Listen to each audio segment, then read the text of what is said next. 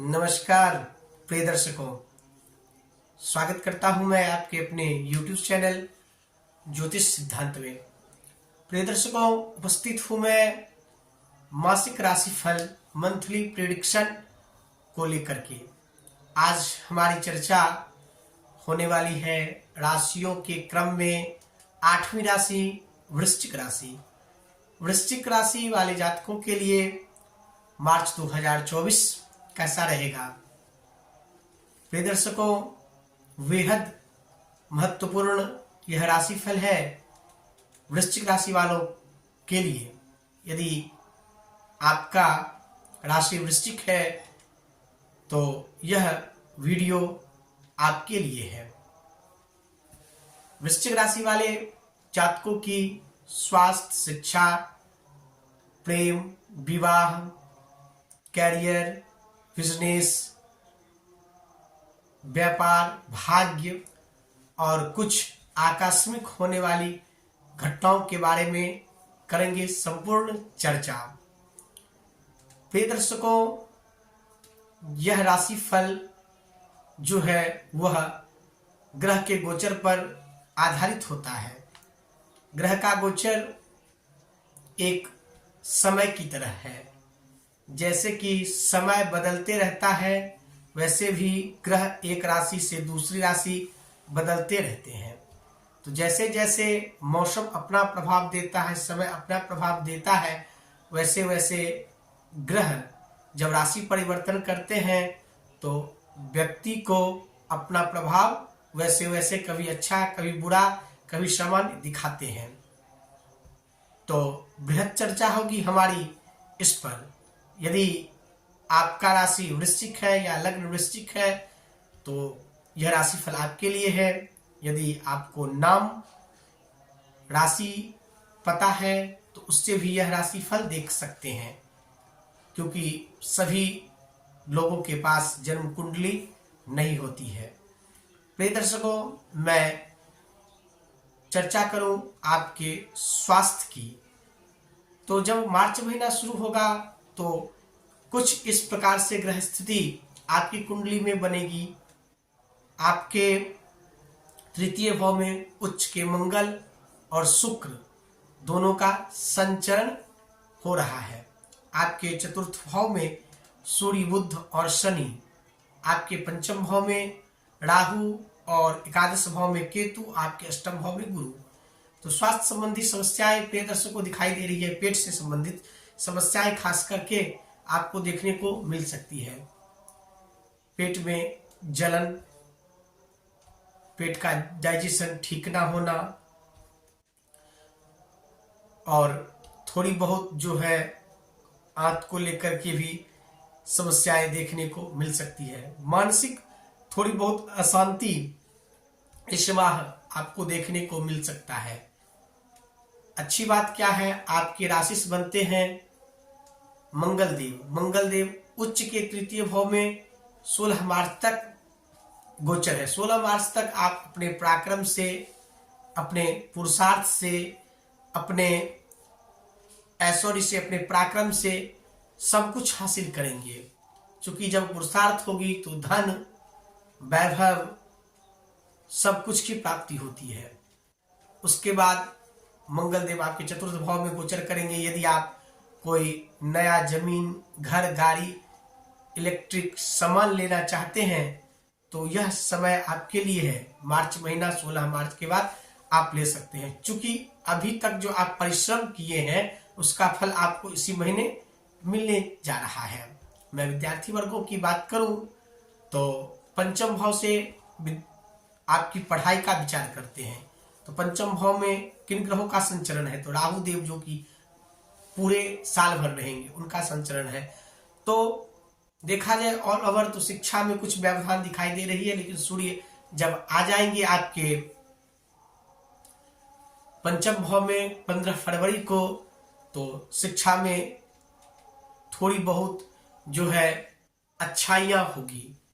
मन का जो भटकाव था वह भटकाव अब ठीक होने वाला है। क्योंकि सूर्यदेव आकर के पंचम भाव में जब संचरण करेंगे तो शिक्षा के क्षेत्र में आपको सफलताएं अवश्य देंगे।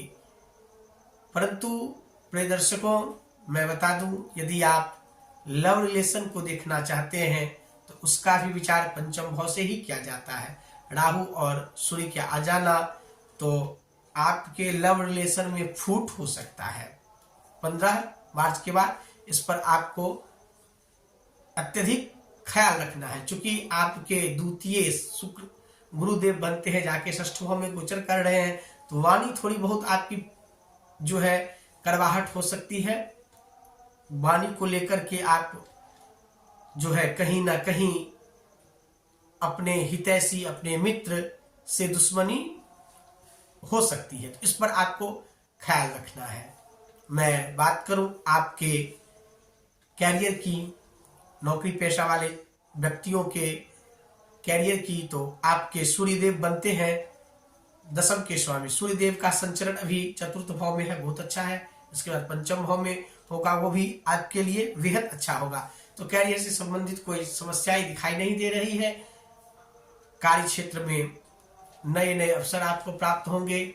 आय के, आमदनी के स्रोत बढ़ते हुए दिखाई दे रहे हैं। यदि आप बिजनेस करते हैं, व्यापारी वर्गों से आते हैं, तो बहुत अच्छा, व्यापारी वर्गों के लिए यह समय बहुत अच्छा है। आप व्यापार को आगे बढ़ा सकते हैं। मार्च महीने में आपका व्यापार इस महीने अच्छा खासा चलने वाला है। आपके ज्ञान से और पराक्रम से, क्योंकि आपके जो है दशमस्त आ जाएंगे पंचम भाव में। पंचम भाव जो है ज्ञान के कारक हैं, तो अपने ज्ञान से, अपनी बुद्धिमत्ता से आप बिजनेस को आगे इस माह बढ़ा सकते हैं। यदि आप नवविवाहिता हैं और संतान के बारे में सोच रहे हैं, तो इस महीने थोड़ी बहुत आपको असफलता दिखाई दे रही है, क्योंकि संतान पक्ष को लेकर के समस्याएं दिखाई दे रही है। यदि आपका संतान है तो थोड़ी बहुत संतान से मनमुटाव हो सकता है। मैं आपके वैवाहिक जीवन की बात करूं, सप्तम भाव है विवाह का। सप्तम भाव शुक्रदेव का गोचर है आपके तृतीय भाव में, और 7 मार्च के बाद आ जाएंगे आपके चतुर्थ भाव में। तो दाम्पत्य आपका ठीक ठाक रहने वाला है, उसमें कोई दिक्कत नहीं है। दाम्पत्य जीवन आपका ठीक है। मैं आपके भाग्य की बात करूं तो भाग्य आपका बहुत अच्छा तो वैसे भी नहीं है, क्योंकि वृश्चिक राशि वालों का जो है नवम भाव है चंद्रमा। अगर आपकी कुंडली में चंद्रमा पक्ष बल से और बल से अच्छा है तो भाग्य आपका साथ समय समय पर देगा। यदि चंद्रमा आपकी कुंडली में मृत है या पक्ष बल से अच्छा नहीं है, तो भाग्य का साथ आपको बहुत नहीं मिलेगा। मैं बात करूं आपको क्या उपाय करने चाहिए जिससे कि समस्याओं का समाधान हो, तो आपके राशि से बनते हैं मंगल देव का संचरण जो है मार्च महीने ठीक ठाक है, तो मार्च महीना आपके लिए बेहद अच्छा रहेगा, उसमें कोई दिक्कत नहीं है। थोड़ी बहुत समस्याएं विद्यार्थी वर्गों के लिए है, तो विद्यार्थी वर्गों को मैं बताऊंगा जो अपना फोकस जो नहीं कर पाएंगे आप, तो फोकस पे ध्यान दें, क्योंकि फोकस करना आपके लिए जरूरी है। बुध का भी उसमें 7 मार्च के बाद नीच का गोचर होने लगेगा, तो वाणी पर और अपने बुद्धि पर खास करके ख्याल रखें। हनुमान जी के 108 नाम का पाठ कर सकते हैं, इससे भी आपका जो है समस्या आएंगी वो सब दूर होंगी। यदि 108 नाम का पाठ नहीं कर सकते हैं तो संकट कटे मिटे सब पीरा, जो सूर्य हनुमत बलवीरा, इसका 108 बार पाठ करिए। मंगलवार के दिन हनुमान चालीसा का भी आप पाठ कर सकते हैं। अच्छी से अच्छे समय को अपने अनुकूल बनाने के लिए, और कुछ बातों का ख्याल रखना है, जैसे पेट में दर्द, मानसिक अशांति, और जो है सप्तम के बनते हैं शुक्र जाके चतुर्थ भाव में, तो आपको इस समय अपने ही सुख पर कुछ पैसे खर्च हो सकते हैं। आकस्मिक कुछ धन आपका खर्च हो सकता है। बस इसी बात को आपको ख्याल रखना है। छोटे मोटे यात्राओं के भी योग आपकी कुंडली में बन रही है। प्रिय दर्शकों, मैं आपको बता दूं, यदि आपकी जन्म कुंडली में ग्रह स्थिति अच्छी है और दशा जो है शुभ ग्रह की चल रही है, केंद्र त्रिकोण में से किसी ग्रह का चल रहा है, भाग्य इसका चल रहा है, तो आपके लिए अच्छा है। यदि मारक ग्रह की आपकी जन्म कुंडली में दशा चल रही है तो आपकी जन्म कुंडली में मारक ग्रह कौन हो सकता है? तो आपके षष्ठेश बनते हैं मंगल और लग्नेश भी मंगल है, तो मंगल की स्थिति को देख करके अच्छा फल देंगे या बुरा फल देंगे।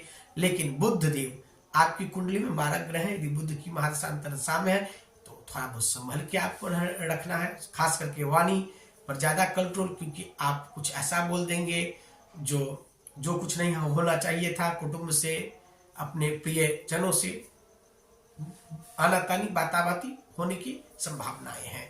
तो जन्म कुंडली आपकी कुंडली पर जो है प्रेडिक्शन के लिए बहुत काफी मायने रखता है, गोचर फल के साथ उसका ट्रायल भी बहुत मायने रखता है। मिलेंगे किसी अगले वीडियो में, तब तक के लिए नमस्कार।